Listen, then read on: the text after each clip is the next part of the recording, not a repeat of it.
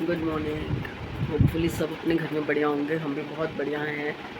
तबीयत फिर से ख़राब हो गई। अब ख़राब क्या, वो तो बैक का तो रहता ही है मुझे। थोड़ा सा भी एग्जर्शन करती हूँ बैक का बैंड बच जाता है। रात को फिर दोबारा से दवाई दूसरी मंगवाई है। ये वाली जो उस दिन मिल नहीं रही थी ना, दिया और मैं गए थे, तो ये अब इन्होंने ला के दिया आगे से। पता नहीं यार कब ठीक होगा ये स्यापा, बट काम तो करने ही होते हैं। तो थोड़ा सा लेट हो गई हूँ, बट एक्चुअली क्या होता है कि गणपति जी का जिस दिन आपने पहले दिन विराजा होता है ना, उसके अकॉर्डिंग ही आपको नेक्स्ट डे की पूजा करनी होती है। तो मैं दिया का वेट कर रही थी कि दिया आ जाए तो मैं एक ही बार जोत जलाऊँ और जो ब्रेकफास्ट वगैरह है वो उनको करवाऊँ। तो आज ब्रेकफास्ट में मैंने वैसे गोभी के पराठे सोचे हुए थे, बट टाइम लगेगा गोभी कतरने में और वो सब करने में। देखती हूँ, चाय पीती हूँ, उनको भी चाय देती हूँ, फिर गोभी कतरती हूँ। चलो यार, आती हूँ थोड़ी देर में।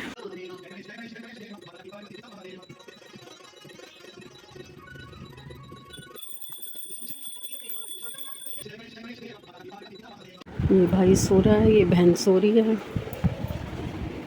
और मेरा एक लॉट धुल चुका है। साड़ियाँ वगैरह सब धो दी हैं मैंने, सुखा भी दी। अभी दूसरा लॉट डला हुआ है जिसमें बेडशीट वगैरह डाली है। भजन चल रहे होते हैं ना, इसलिए मैं अभी ज़्यादा वीडियो नहीं बना पा रही। अभी बस पानी दे के आई हूँ सारे गमलों में, तुलसी जी में और ये अंदर वाले गमलों में, सब में पानी डाला है, सिर्फ ये रह गया। और मेरी ना बैक में दर्द जो दोबारा से छिड़ गई है। नहीं चाहिए कुर्सी, जाओ भैया। कमर में दर्द बहुत ज़्यादा है। रात को जो दवाई मंगवाई थी उससे रात तो निकल गई, सुबह फिर वही हालत हो गई। पर काम तो करने पड़ेंगे ना। इवन अभी रिया ने आके फिर मेरे से लड़ाई की उसी बात को लेके कि कल मैंने पूरी सीढ़ियाँ साफ़ की थी, नीचे तक पोछा लगा के आई थी।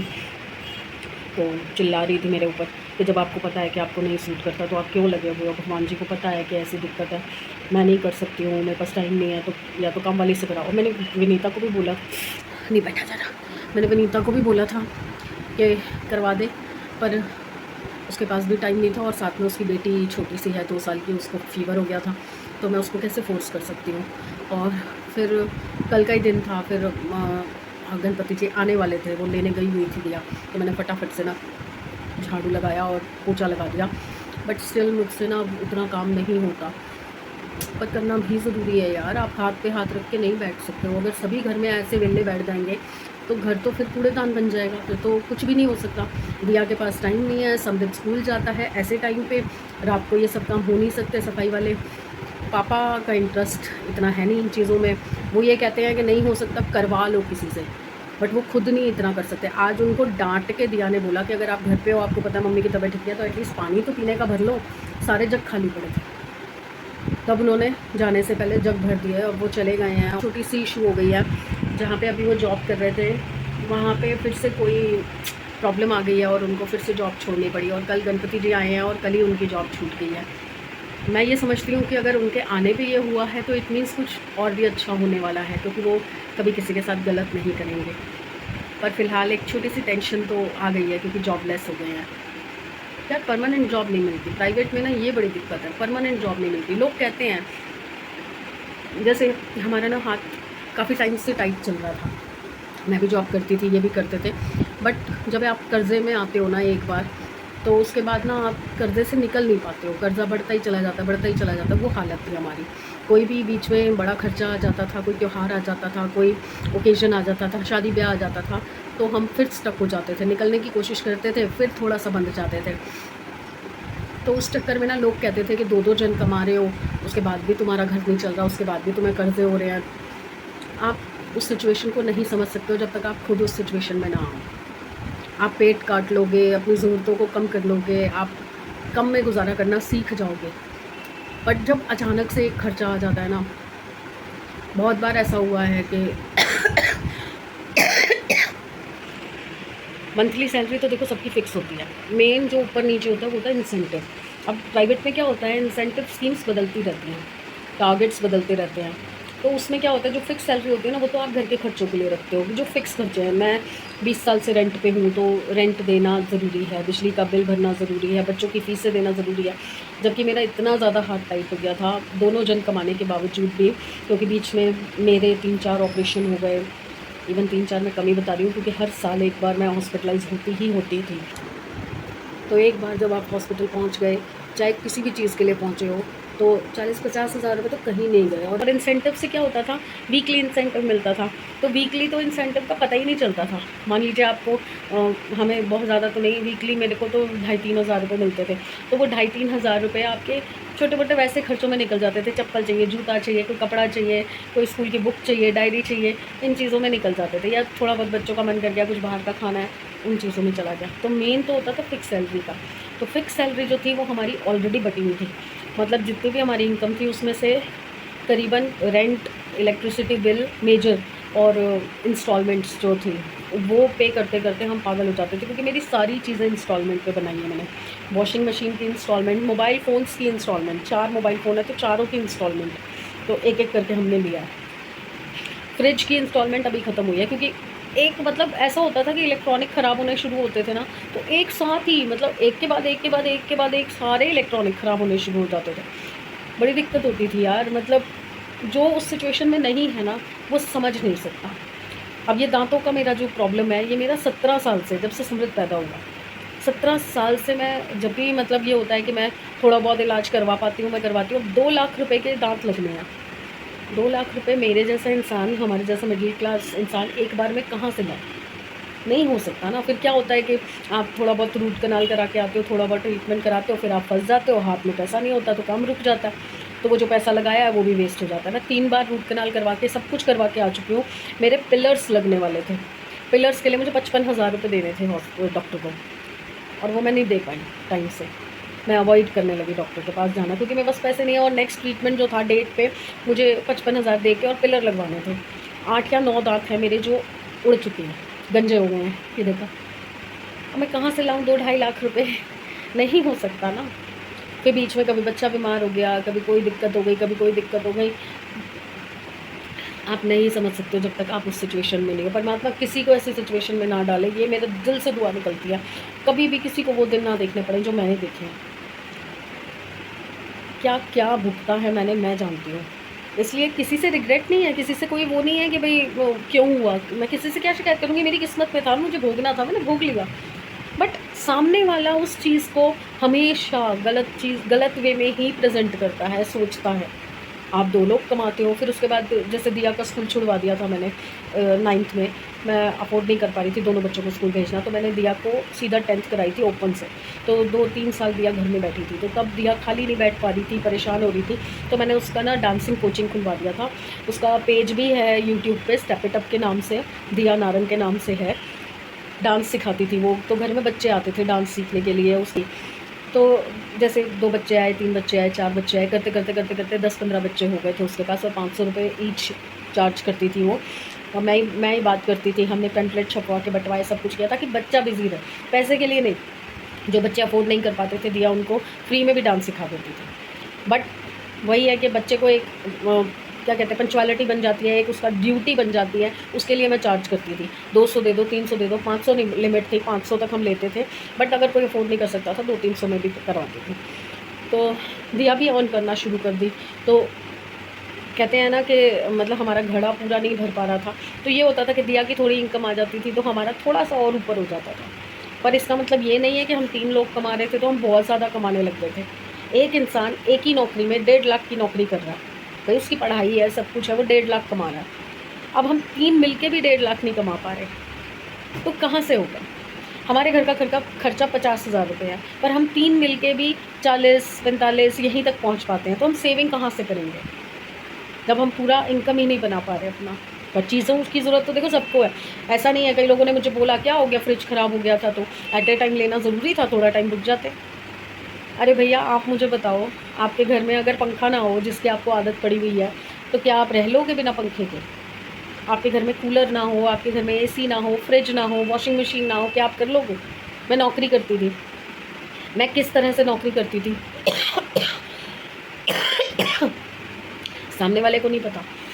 सुबह उठना, बच्चों के टिफ़िन बनाना, बच्चों का लंच बनाना, अपना नाश्ता बनाना, इनका नाश्ता बनाना, लंच बनाना, दोनों टाइम का, घर के काम करना, बर्तन मांजना, सफाई करना, बेडशीट्स वगैरह लगा, मतलब सारे काम मैं खुद करती थी। इवन प्रेस तक मैं घर में करती थी।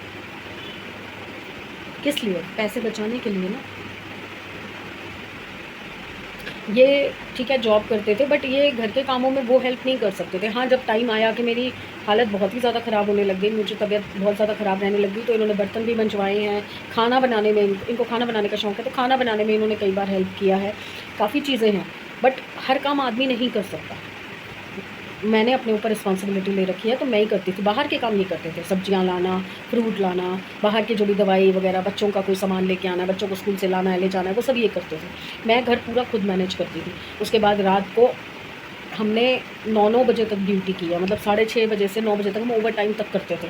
जब बच्चे थोड़े समझदार हो गए थे, तो हम दोनों ओवर टाइम करते थे कि कुछ एक्स्ट्रा इनकम हो जाए। ओवर टाइम का क्या मिलता है पता है आपको? 80 रुपये 1 घंटे के।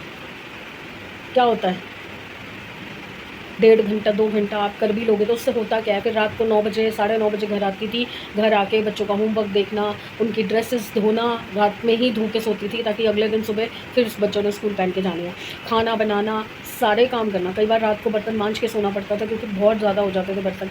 तो टिफ़िन भी तो होते थे बच्चों के, तो वो भी मांज के सोना, क्योंकि सुबह फिर चाहिए, सुबह इतना टाइम नहीं होगा। फिर बच्चों को भेज के सुबह फिर वही रूटीन, कपड़े धोना, बर्तन धोना, किचन साफ़ करना, घर साफ़ करना, झाड़ू पोछा सब कुछ करती थी।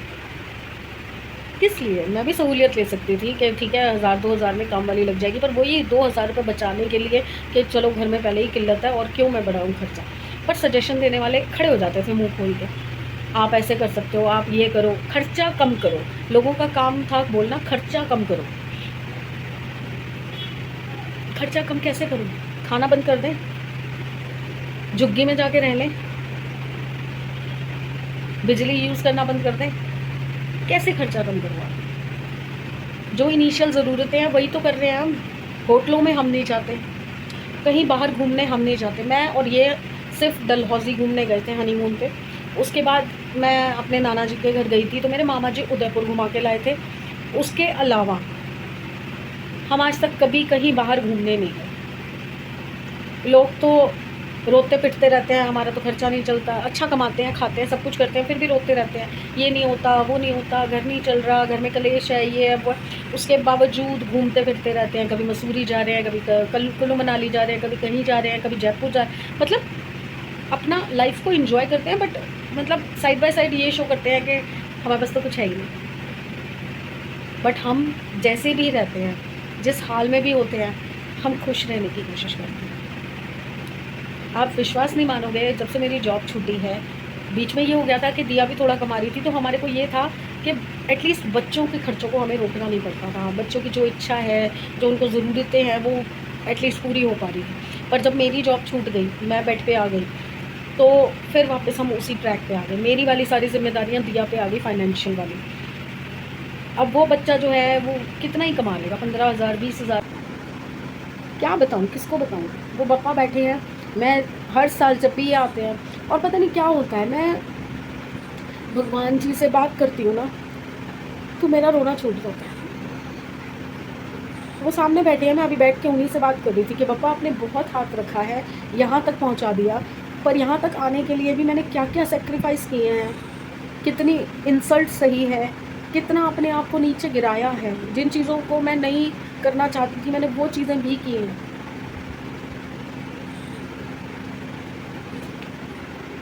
चलिए यार, फिर किसी दिन बात करेंगे। इन सब बातों के चक्कर में मैं सब्जी को भूल गई। देखिए अभी मैंने बंद किया। थोड़ी देर और ना देखती तो चिपक गई थी सब्जी। और साथ के साथ मैं डाल रही हूँ रायता, दही फेंट के रख दिया था मैंने, बस अब खीरा इसमें कद्दूकस करने जा रही हूँ। प्लीज़ मेरी बात का कोई भी गलत मतलब मत निकालिएगा। मैंने जैसा कि आपको बताया है कि मैं कोशिश करती हूँ कि मैं हंसी खुशी की चीज़ें, जो डेली रूटीन की चीज़ें हैं, वो सब आपसे शेयर करूं, अच्छी चीज़ें शेयर करूं। पर कभी कभी होता है ना कि जब मम्मी पापा की याद आती है, या अभी पापा आए हैं, तो मेरा ना वो इमोशनल वाला टाइम चल रहा है। जब मैं ये आते हैं पापा, तो मैं हर साल खुश बहुत होती हूँ, बहुत खुश हूँ, पर मैं ना उस जोन में चली जाती हूँ कि जैसे मैं अपनी माँ की गोद में बैठी हूँ और मैं अपनी मम्मी को सारी मेरी तकलीफ़ें बता रही हूँ कि मम्मी मुझे ऐसा हो रहा है, ऐसा हो रहा है, ऐसा हो रहा है। तो मेरा ये वो वाला टाइम होता है। तो इन दिनों में शायद कभी कभी आप मुझे इस तरह लो देखोगे, अदरवाइज़ मैं बहुत खुश रहती हूँ। मैं कभी भी दुखी होना पसंद नहीं करती, क्योंकि अगर आप दुख मनाओगे ना, तो परमात्मा आपको दुख ही दुख देगा। दुख को कभी मत सेलिब्रेट करो, कभी मत मनाओ। हमेशा खुशी को मनाओ, चाहे दुख हो तब भी आप खुश रहोगे ना, तो परमात्मा आपको और खुश रहने के रीज़न देगा। मेरे पास बहुत सारे रीज़न हैं खुश रहने के, और शायद उतने ही रीज़न हैं मेरे दिल के अंदर जिन्होंने मुझे बहुत तकलीफ़ दी है। पर कोई बात नहीं, इस फेज़ से भी निकल जाऊंगी। थोड़ा ना आज तबीयत भी ठीक नहीं लग रही, काम भी है, जिम्मेदारी भी है, पापा आए हैं, उनकी सेवा भी करनी है, और इमोशनल टाइम है मेरा पापा के साथ, हर साल यही होता है। चलिए आती हूँ, थोड़ा सा अपने आप को फ्रेश करती हूँ, पानी पीती हूँ ठंडा, थोड़ा नॉर्मल होती हूँ, फिर आपको मिलती हूँ। हाँ जी, हो गई है संध्या, 6 बज चुके हैं, और आज गणपति जी की चाय थोड़ी सी लेट कर मैंने, और आज भोग के लिए भी मैंने सोचा था कि चूरमे के लड्डू बनाऊंगी, पर बैक में बहुत ही ज़्यादा पेन है, मैं ज़्यादा देर तक खड़ी नहीं हो पाऊँगी, और आज मैंने हाथ जोड़ दिए दाता के कि आज मैं खाना भी रिपीट करूँगी उनको जो मैंने दिन में खिलाया है। ओला ब्लैंकेट आ गया था, काफ़ी सारा सामान मंगाया था मैंने, दूध, दही, खीरा, अदरक, ये चीज़ें ख़त्म थी। ये है समोसे, छोटे वाले समोसे मंगवाए हैं मैंने, कॉकटेल समोसा। अभी पहले इसके इंग्रेडिएंट्स पढ़ने पड़ेंगे मुझे, उसके बाद देखती हूँ पप्पा के खाने लायक हैं या नहीं। ये फ्राइज़ भी मेरे हो रहे हैं, चाय तो बनी पड़ी है, इसको तो बंद ही कर देती हूँ, बाद में उबाल लूँगी। पप्पा की चाय और प्लेट, समोसा और फिंगर्स मैं रख आई हूँ, और ये मैंने एक्स्ट्रा जो तले थे मैं लेके आ गई हूँ चाय के साथ।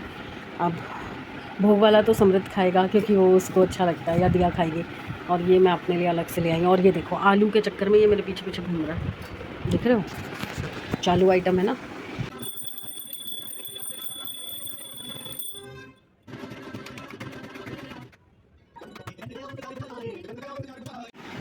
थोड़ी देर आराम करने के बाद अभी बस दिया उठी है, 9 बज गए हैं, और उसको 10:30 बजे तक निकलना है। तो अब मैं बस जा रही हूँ खाना बनाने, गणपति जी की पराठी, और दिया के लिए भी लंच बोलती हूँ मैं क्योंकि उसकी ड्यूटी नाइट की है, मतलब उसका टिफ़िन, और समृद्ध भी आ चुका है तो उसका भी खाना बना देती हूँ। अभी पापा नहीं आए हैं, शायद आज लेट आएंगे। चलिए, तो मैं आई थी आपसे गुड बाय करने, क्योंकि अब मैं घुसूँगी रसोई में तो फिर मुझे 10:30 बज जाएंगे, उससे पहले मैं नहीं आ पाऊँगी।